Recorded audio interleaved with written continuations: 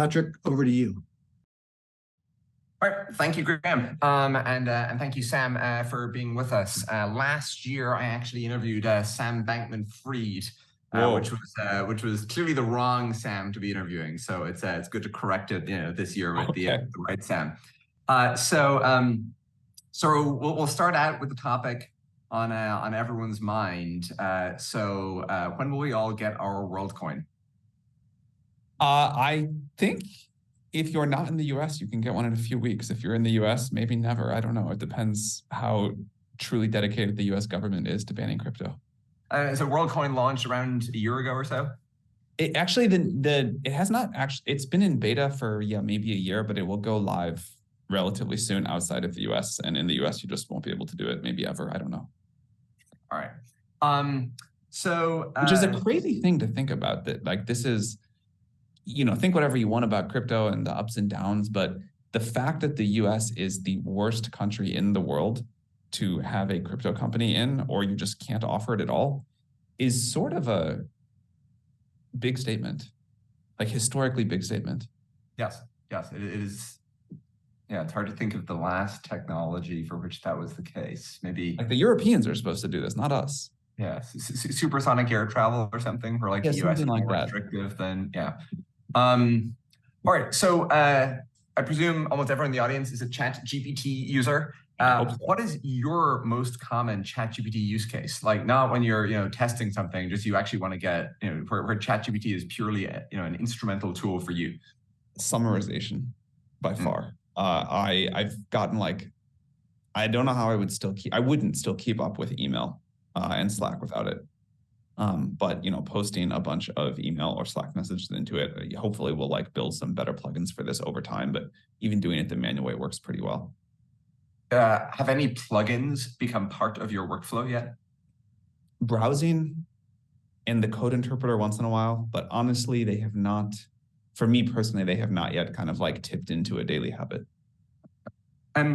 So obviously, it seems very plausible that we're on a trend of, I don't know, super linear, realized returns in terms of the capabilities of these models. But who knows? Maybe we'll asymptote soon. Not saying it's likely, but it's at least a possibility. If we end up in the world where we asymptote soon, what do you think, kind of ex post, we will, look back on the reason as having been too little data, not enough compute? What's the most likely bottleneck? So yeah, look, I really don't think it's going to happen. But if it does, I think it'd be that there's something fundamental about our current architectures that limits us in a way that is not obvious today. So maybe we can never get the systems to be very robust, and thus we can never get them to reliably stay on track and reason and understand when they're making mistakes, or, and thus they can't really figure out new knowledge very well at scale. But I don't have any reason to believe that's the case. And some people have made the case that we're now training on kind of order of all of the internet's tokens, and you can't grow that, another 2 orders of magnitude. I guess you could counter with the synthetic data generation. Do you think data bottlenecks matter at all? I think you just touched on it. As long as you can get to over the synthetic data event horizon where the model's smart enough to make good synthetic data, I think it should be all right. We will need new techniques for sure. I don't want to pretend otherwise in any way. The naive plan of just scale up a transformer with pre-training tokens from the internet, that will run out, but that's not the plan. Mm-hmm. If so one of the big breakthroughs in, I guess, GPT 3.5 and 4 is RLHF. If you, Sam, personally sat down and did all of the RLHF, would the model be significantly smarter? Does it matter who's giving the feedback? I think we are getting to the phase where you really do want smart experts giving the feedback in certain areas to get the model to be as generally smart as possible. So will this create a crazy battle for the smartest grad students? I think so. I don't know how crazy of a battle it'll be, because there's a lot of smart grad students in the world, but smart grad students, I think, will be very important. And how many, like, how should one think about the question of how many smart grad students one needs? Like, is one enough, or do you need like 10,000?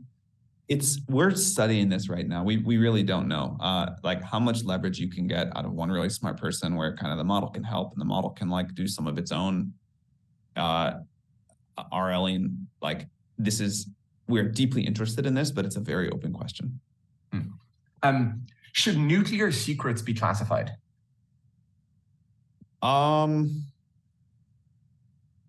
Probably yes. I don't know how effective we've been there. I think the reason that we have avoided nuclear disaster is not solely attributable to the fact that we classified the secrets, but that we did a number of smart things, and we got lucky. You know, the like amount of energy needed, at least for a long time, was like huge and sort of required the power of nations. And we made the IAEA, which I think was a good decision on the whole, and a whole bunch of other things too. So like, yeah, I think probably anything you can do there to increase probability of a good outcome is worth doing. Classification of nuclear secrets probably helps. Doesn't seem to make a lot of sense to not classify it. On the other hand, I don't think it'd be a complete solution. What's the biggest lesson we should take from our experience with nuclear non-proliferation in the broadest sense as we think about all the AI safety considerations that are now central?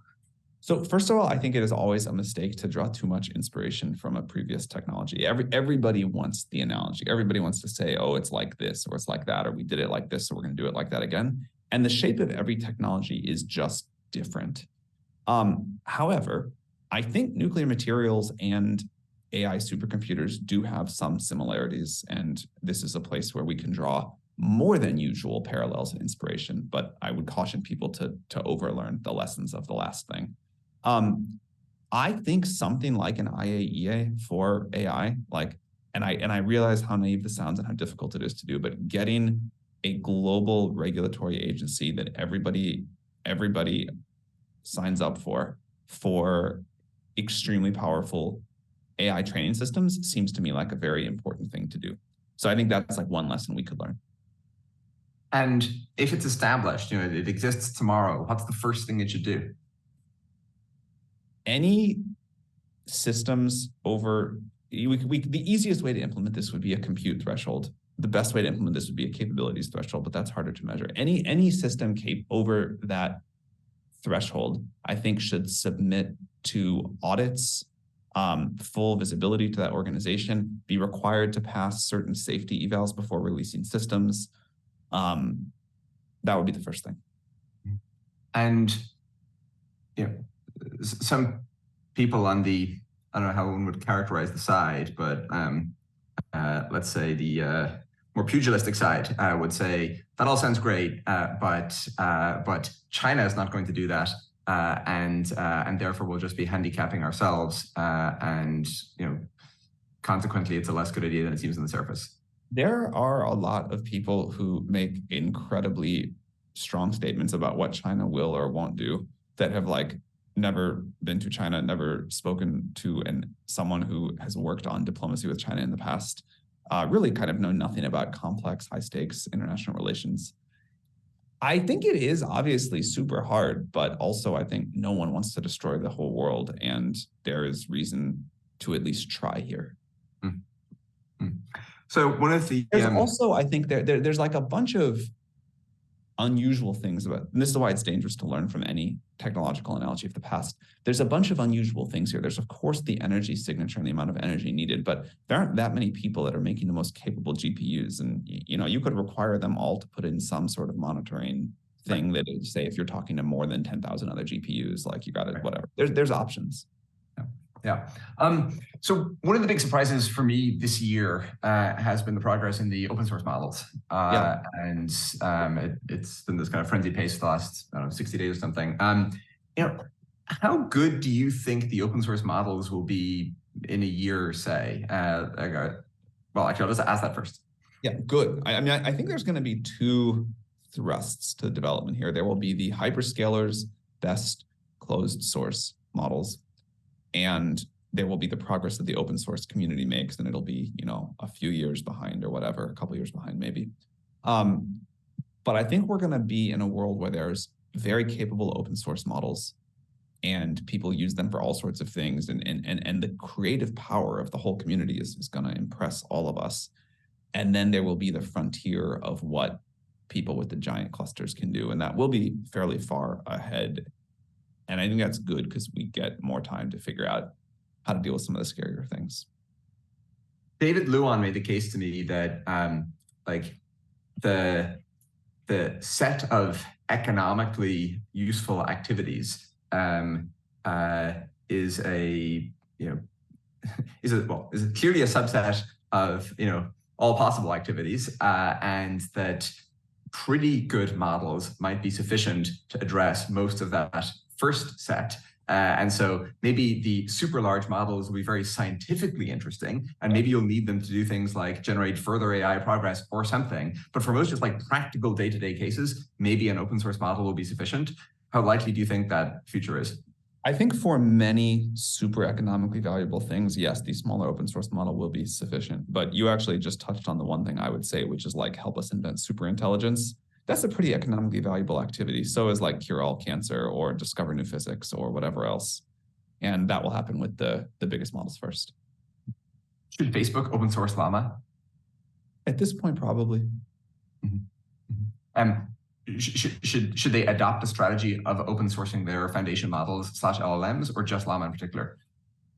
I think Facebook's AI strategy has been like confused at best for some time, but I think they're now getting really serious and they have extremely competent people.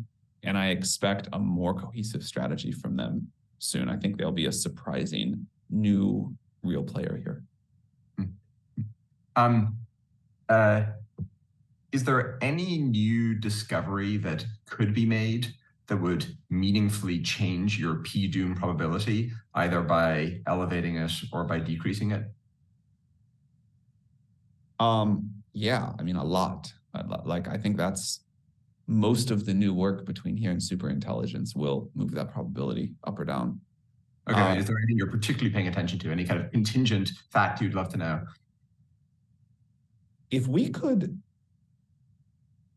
first of all, I don't think RLHF is the right long-term solution. I don't think we can like rely on that. I think it's helpful. It certainly makes these models easier to use. But what you really want is to understand what's happening in the internals of the models and be able to align that, say like exactly here is the circuit or the set of artificial neurons where something is happening, and tweak that in a way that then gives a robust change to the performance of the model. And if we can get the mechanistic interpretability stuff. Yeah.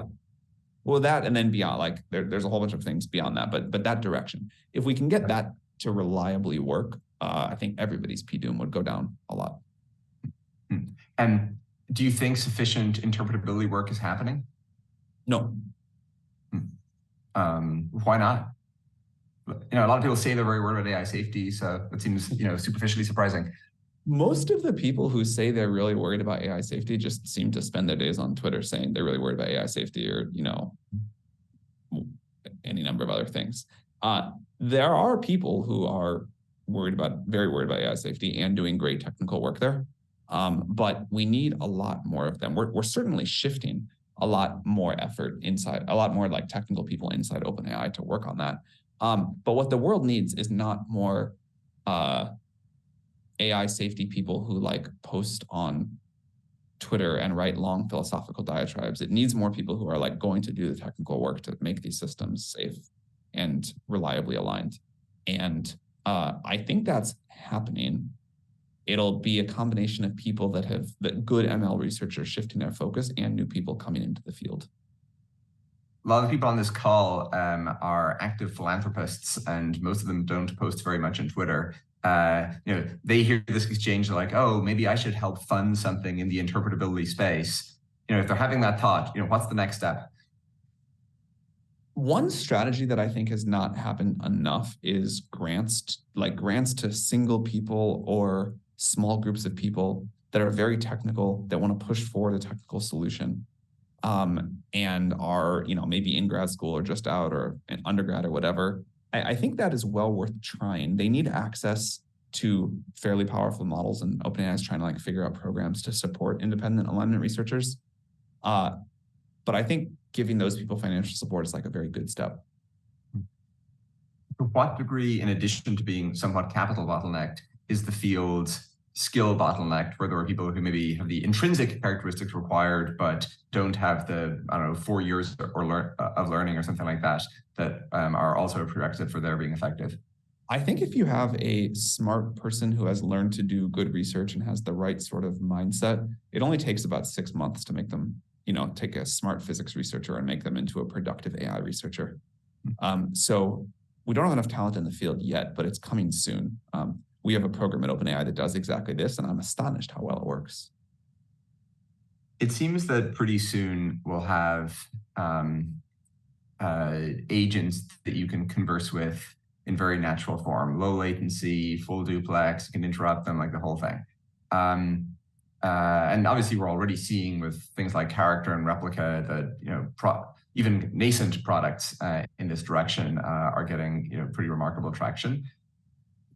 It seems to me that these are likely to be a huge deal, and maybe we're substantially underestimating it. Again, especially once you can converse through voice. Yeah. A, you think that's right, and then B, if that's right, what do you think the likely consequences are?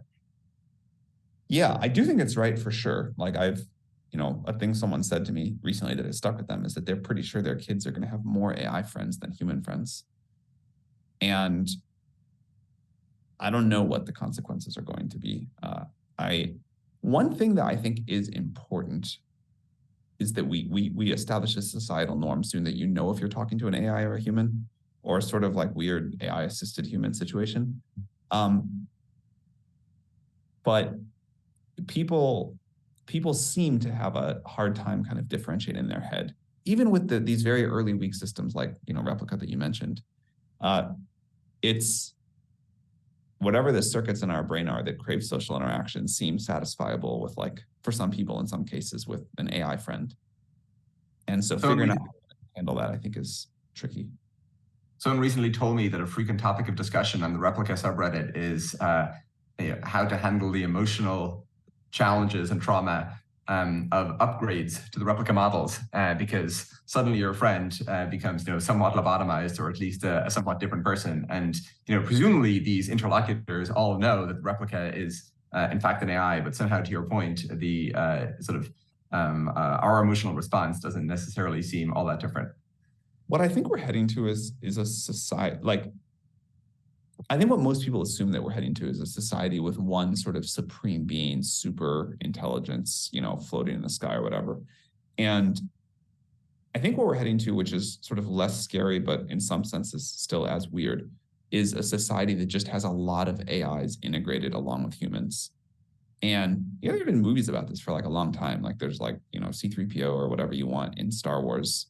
Like, people know it's an AI, it's still useful, they still interact with it. It's kind of like cute and person-like, although it's not a person. And in that world where we just have like a lot of AIs that are contributing to the societal infrastructure we all build up together, that feels manageable and less scary to me than the sort of single big super intelligence. Yeah. Well, this is a financial event, so okay. How will, there's kind of a debate in economics as to whether changes in the working age population push real interest rates up or down, because, you have a sort of whole bunch of countervailing effects, and, they're more productive, but you also need capital investment to kind of make them productive and so forth. How will AI change real interest rates? I try not to make macro predictions. I'll say I think they're going to change a lot. Okay, well, how will it change measured economic growth? I think it should lead to a massive increase in real economic growth, and I presume we'll be able to measure that reasonably well. Mm-hmm. And will at least the early stages of that be an incredibly capital intensive period, because we now know which cancer curing factories or pharma companies we should build, and what exactly the right reactor designs are and so forth?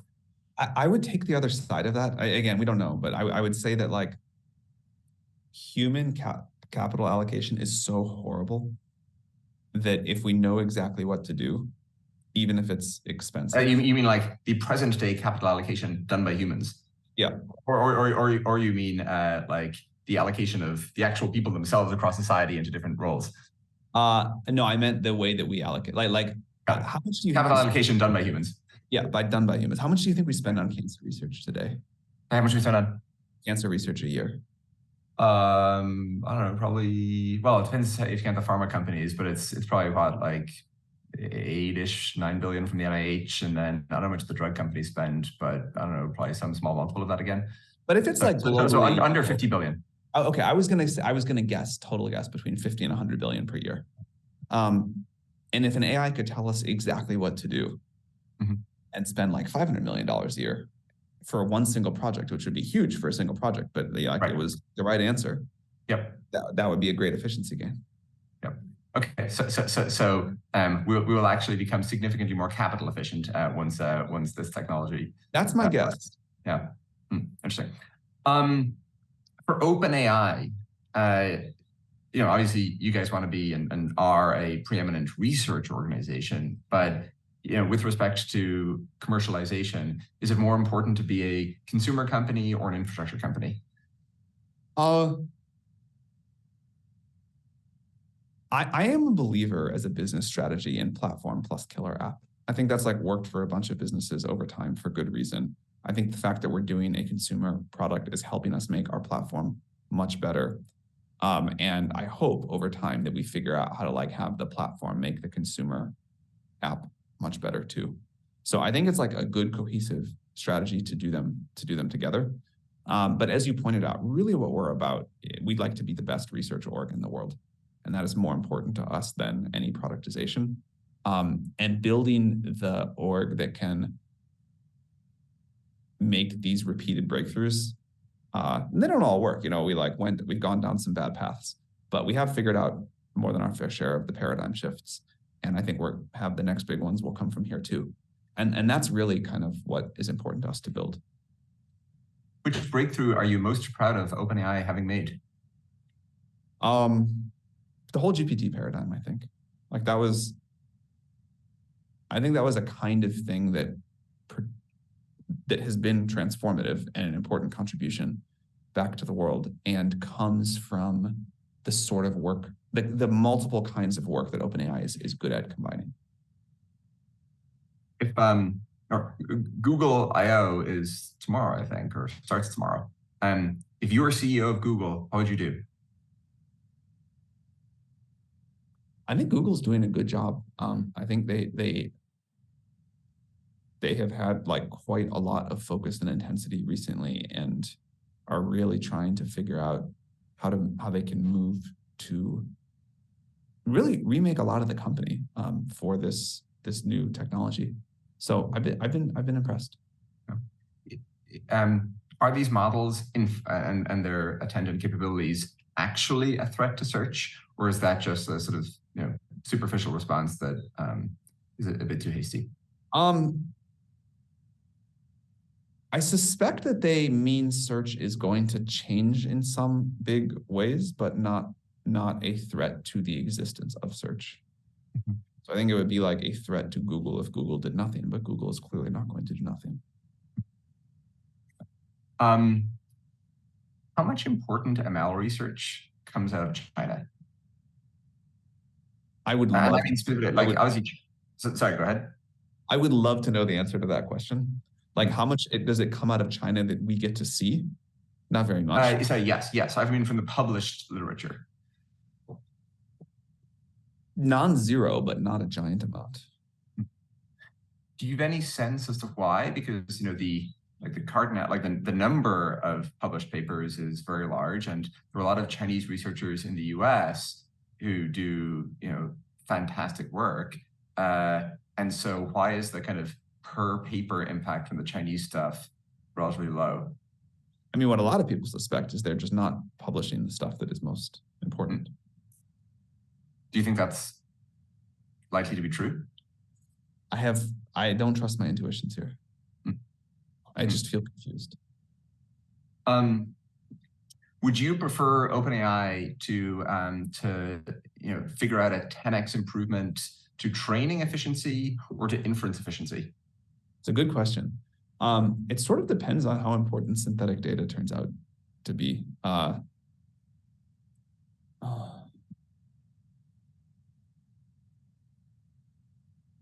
I mean, I guess if forced to choose, I would choose inference efficiency. But I think the right metric is to think about like all the compute that will ever be spent on a model, training plus all inference, and try to optimize that.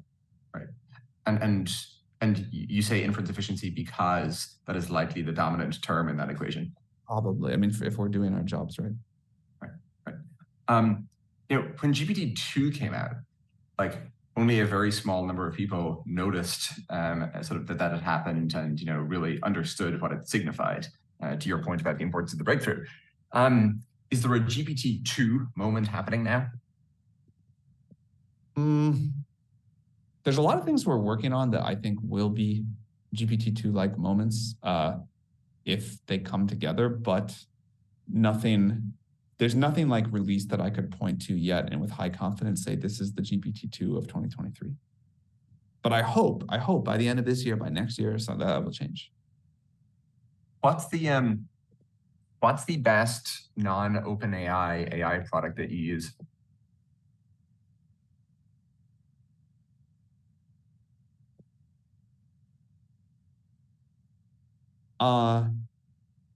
Honestly, the only like product that I think of is like really I don't use a lot of things. I kind of like have a very narrow view of the world, but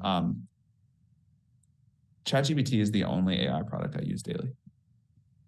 Is there an AI product that you wish existed and that you think that our current capabilities make possible or will very soon make possible that you're looking forward to? I would like a Copilot-like product that controls my entire computer. So they can like look at my Slack and my email and Zoom and iMessages and my like mess of to-do list documents and to just like kind of do most of my work. So some kind of Siri plus sort of thing. Yeah. And you mentioned, curing cancer. Is there an obvious application of these techniques and technologies to science that, again, you think we have or are just having capabilities for that you don't see people obviously pursuing today? There's a boring one and an exciting one. The boring answer is that if you can just make really good tools like that one I just mentioned and accelerate individual scientists each by a factor of 3 or 5 or 10 or whatever, that probably increases the rate of scientific discovery by a lot, even though it's like not directly doing science itself. The more exciting one is I do think that a similar system could go off and start to read all of the literature, think of new ideas, do some limited tests in simulation, email a scientist and say, hey, can you run this for me in the wet lab? And probably make real progress. And that's, that I don't know how exactly kind of the ontology, works here, but you can imagine building these better sort of general purpose models that are, kind of like a human, will go read a lot of literature, et cetera, maybe smarter than a human, better memory, who knows what. And then you can imagine, models trained on certain data sets that are, doing nothing like what a human does. You're mapping, CRISPRs to, edit accuracies or, something like that. And really sort of a special purpose model in, some particular domain. And do you think that the scientifically useful application of these models will come more from the first category, where we're kind of creating better humans, or from the second category, where we're creating these predictive architectures for problem domains that are not, currently easy to work with? I really don't know. This is like, most areas I am willing to like kind of give some rough opinion. In this one, I never have I don't feel like I have a deep enough understanding of the process of science and how great scientists actually work. to say that I mean, I guess I would say if we can figure out someday how to build models that are really great at reasoning, then I think they should be able to make some scientific leaps on themselves, but that requires more work. OpenAI has done a super impressive job of fundraising and has a very unusual capital structure for the nonprofit and the Microsoft deal and like all the things. Are weird capital structures underrated? Like, should organizations and companies and founders be thinking more expansively about, people default, or at least historically defaulted, like, all right, we're just like a Delaware C Corp. Yeah. OpenAI, as you pointed out, broke all the rules. Should people be breaking more corporate structure rules? I suspect not. I suspect it's like a horrible thing to innovate on. Like, you should innovate on like products and science and not corporate structures. The shape of our problem is just so weird that despite our best efforts, we had to do something strange. But it's been like it's been an unpleasant experience and time suck on the whole. And if the other efforts I'm involved in have always had normal capital structures, and I think that's better. Do we underestimate the extent? So a lot of the companies you're involved with are very capital intensive. And maybe OpenAI is perhaps the most capital intensive, although who knows, maybe Helion will overtake or something. But do we underestimate the extent to which capital is a bottleneck, the bottleneck on realized innovation? Like, is that some kind of common theme running through the various efforts you're involved with? Yes. I mean, that is there's basically like there's like 4 companies that I would say involved with, other than just like having written a check as an investor, and all of them are super. Do you want to enumerate those for the sake of the audience? OpenAI and Helion are the things I spend the most time on, and then also Retro and Worldcoin. But all of them raised minimum 9 digits before any product at all, and in OpenAI's case, much more than that. And I have and all have raised in the 9 digits before, as like either a first round or before releasing a product. And they all take a long time, many years to get to a release of a product. And I think this is just like, there's a lot of value in being willing to do stuff like this, and it fell out of favor in Silicon Valley at some point. And I understand why. Like, it's also great for companies that like only ever have to raise a few $100,000 or $1 million and get to profitability. But I think we over pivoted in that direction, and we have forgotten collectively how to like do the high risk, high reward, hugely capital and time intensive bets. And those are also valuable. We should be able to support both. And this touches on the question of why aren't there more Elons? In that I guess the 2 most successful hardware companies in the broadest sense, started in the last 20 years, were both started by the same person. That seems like a pretty surprising fact. And obviously Elon is singular in many respects. But do what's your answer to that question? Do we lack people with his particular set of circumstances? Is it actually a capital story along the lines of what you're saying? If it was your job to cause there to be more SpaceX's and Teslas in the world, and maybe you're trying to do some of that yourself, but like, if you had to kind of push in that direction systematically, what would you be trying to change? I have never met another Elon. I have never met another person that I think that can be developed easily into another Elon. He is sort of this like strange N of 1 character. I'm happy he exists in the world, of course, but also a complex person. I don't know how you get more people like that. Like, it's I don't know what you think about how to make more. I'm curious.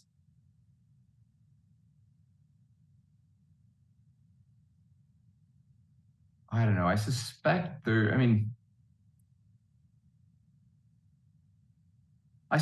there's something in the culture on both the founder and the capital side. The kinds of companies the founders want to create, and then the disposition and to some extent, though maybe to a lesser extent, the fund structure of the sources of capital. Like a surprise for me, as I've learned more about the space over the last 15 years, is the extent to which there's a finite, or essentially finite, set of funding models in the world, and each has a particular set of incentives, and for the most part, a particular sociology. And that's evolved with time. Like venture capital was itself an investment. PE in its modern form was essentially an invention. Sorry, I said VC was an investment, an invention. And so, I doubt we are done with that process of funding model invention. And I suspect there are models that are at least somewhat different to those that prevail today, that are somewhat more amenable to this kind of innovation. Okay, so one thing I'm excited about is, I think, and you're a great example of this, but I think all of the people who became tech billionaires in the last cycle are most are pretty interested in putting serious capital into long-term projects. And the availability of capital for significant blocks of capital upfront for high risk, high reward, long-term, long duration projects that rely on fundamental like science and innovation already has dramatically changed. So I think there's like going to be a lot more capital available for this. You still need like the Elon like people to do it. And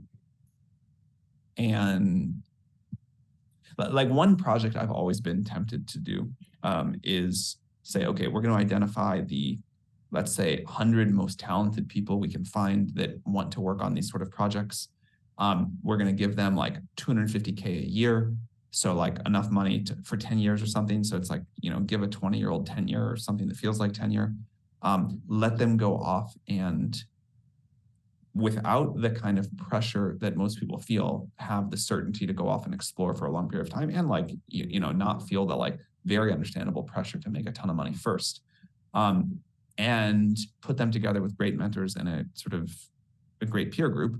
And then the financial model would be like, if you start a company, if not, that's fine. Like go be a writer, a politician, think whatever. If you start a company, the vehicle gets to invest like on predefined terms. Yeah. I think that would pay off, and someone should do it. That's kind of the university model, I guess. And I don't mean that as like this already exists, you're just reinventing the bus or something. I mean that it's maybe suggests evidence that it can work. And universities are usually not that good at supporting their spin-outs, but it happens to at least some extent. And yes, one of the theses for ARC, in fact, is that by maybe formalizing this somewhat more than it is, by encouraging it somewhat more than it tends to be, that actually might be a pretty effective model. Yeah. So Silvana, my co-founder at ARC, I've known her since we were teenagers, more than half our lives. And Patrick Su, the other co-founder, she did her PhD with, and so she'd known him for a long time. And so to your point about sort of the long-term investment, part of how I was comfortable with it is, I'd known this person for, again, a really extended period.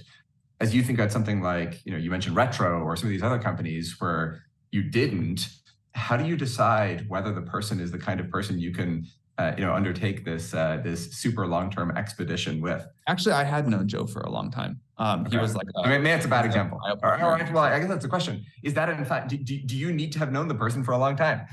It's super important to me. It doesn't always work, but I try to work with people that I've known for like a decade plus at this point. You don't want to only do that. You want some new energy and volatility in the mix, but having a significant proportion of people that you've known for a long time, worked with for a long time, I think that's really valuable. Like in the case of OpenAI, I had known Greg Brockman for a long time. I met Ilya for maybe only like a year before, even a little bit less than we started the company, but spent a lot of time with him together. And that was like a really good combination. But I derive like great pleasure from having like working relationships with people over decades through multiple projects. And like, it's a lot of fun to like feel like you're building together towards something that has a very long arc. Agreed. Which company that is not thought of as an AI company will benefit the most from AI over the next 5 years? I think some sort of investing vehicle is going to figure out how to use AI to be like an unbelievable investor and just have a crazy outperformance. So like Rentec with these Something new like technologies. Yeah. Is there like an operating company that you look at? Well, do you think of Microsoft as an AI company? Let's say no for the purpose of this question. Okay, I think Microsoft will transform themselves across almost every axis with AI. And is that because they're just taking it more seriously, or because there's something about the nature of Microsoft that makes them particularly, suited to this? Understood it sooner than others and have been taking it more seriously than others.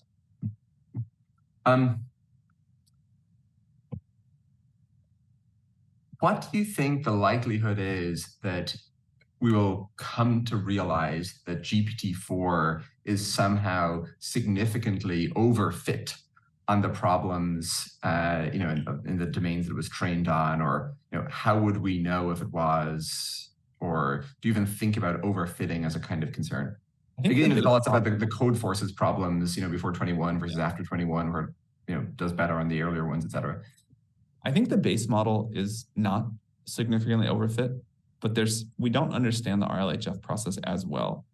And we may be doing more like brain damage to the model in that than we even realize.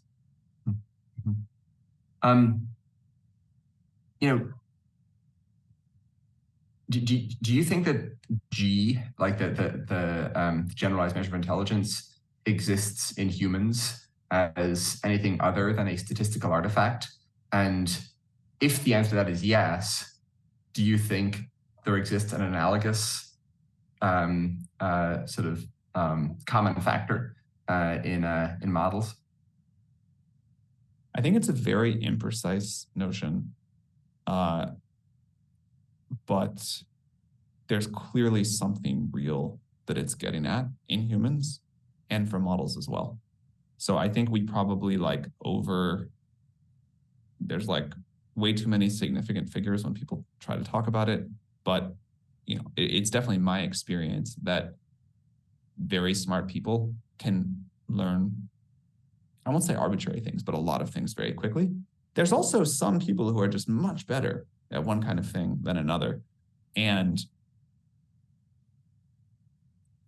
I don't want to debate the details too much here, but I'll say as a general thing, I believe that model intelligence will also be somewhat fungible.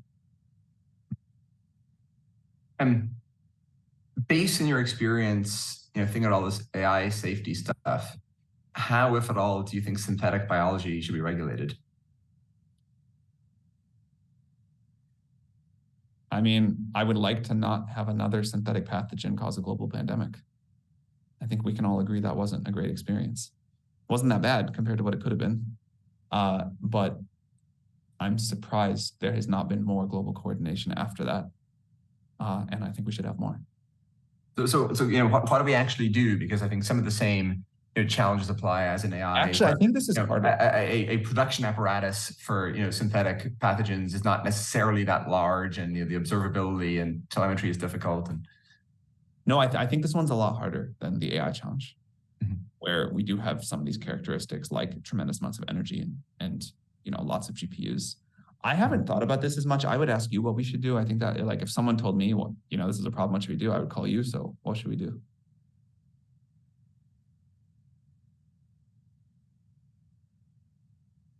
I don't know that I've a ready prescription. The easy thing to say, but I'm not sure how much it helps, is we need a lot more general observability, wastewater sequencing, things like that. We should do that regardless, even if it doesn't help us against synthetic biology attacks. And the fact that we don't have a giant correlational data set of the pathogens that people are infected with, and then sort of longitudinal health outcomes is just like a crazy fact in general.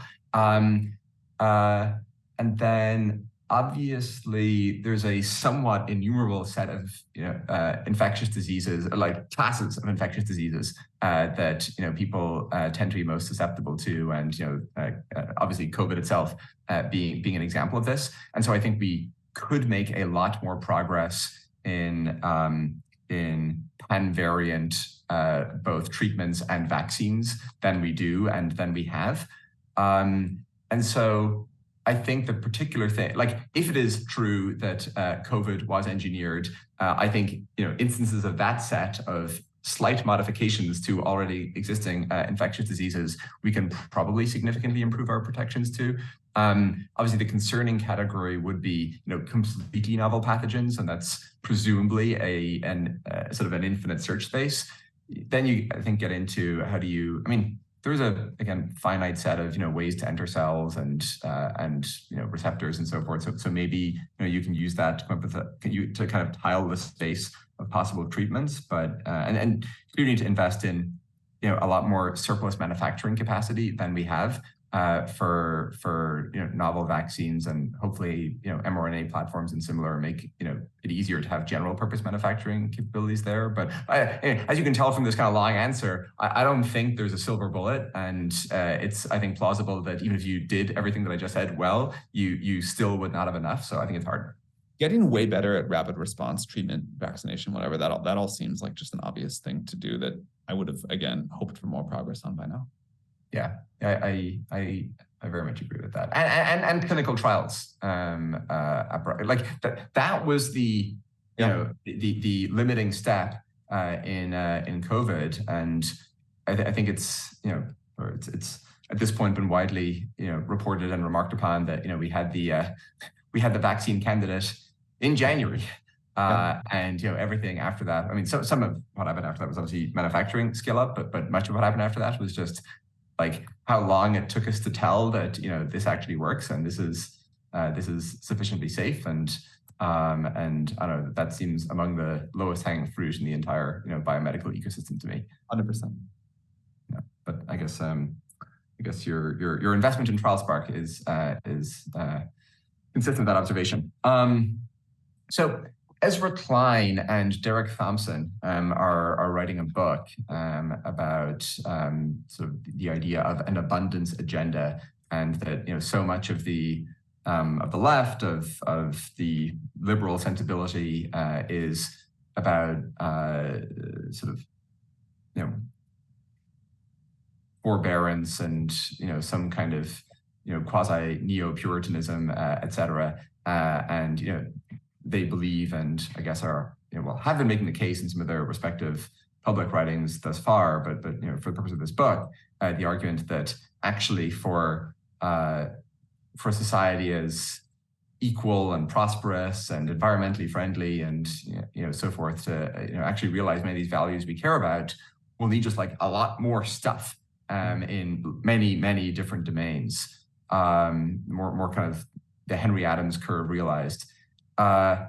And they frequently observe that permitting, in the broadest sense, all sorts of well-intentioned but self-imposed restrictions are the rate limiting factor in making this happen.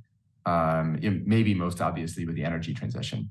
Across all the different things that you're involved with, to what degree do you think this dynamic of self-imposed restrictions and strictures is the relevant variable in the progress that actually ensues?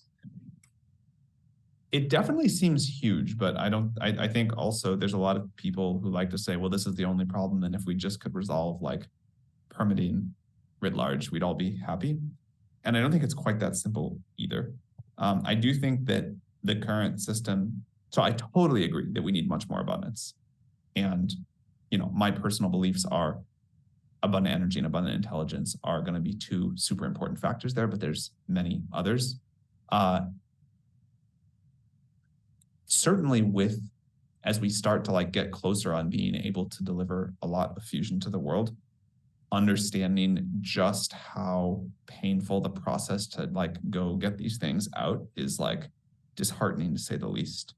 And it's pushing us to look at all sorts of very strange things that we can do sooner rather than wait for all of the permitting processes that will need to happen to connect these to the grid. It's much easier to go desalinate water in some country that just has their own nuclear authority or whatever. Right. Right. I think it is a real problem, and I think we don't have that much societal will to fix it, which makes it even worse. But I don't think it's the only problem. If Ezra and Derek interviewed you, and I guess they should, for this book, and asked you for your #1 diagnosis as to that which is limiting the abundance agenda, what would you nominate?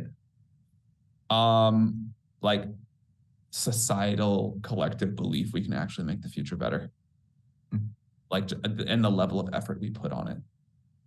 At every like additional sort of like gate you put on something when these things are like fragile anyway, I think makes them like tremendously less likely to happen.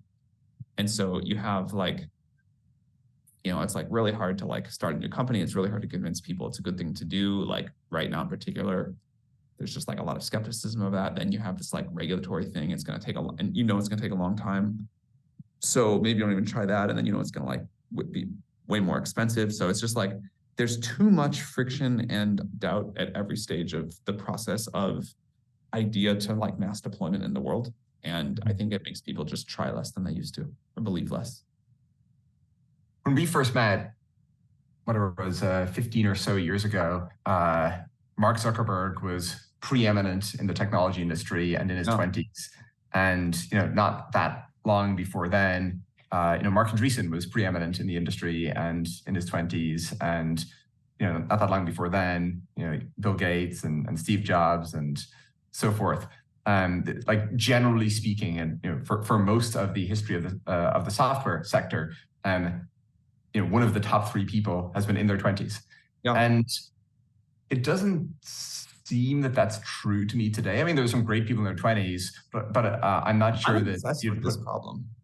Yeah, it's not good. It's something has really gone wrong, and there's a lot of discussion about what this is. But like, where are the great founders in their 20s? Mm-hmm. It's not so obvious. There's definitely some. I hope we'll see a bunch. I hope this was just like a weird accident in history. But maybe something's really gone wrong in our educational system or our society, or just like how we think about companies and what people to aspire to. But I think it is worth significant concern and study. On that note, I think we're at time. Thank you so much for doing this interview. Thank you very much. And thank you to folks at Sohn and to Graham for hosting.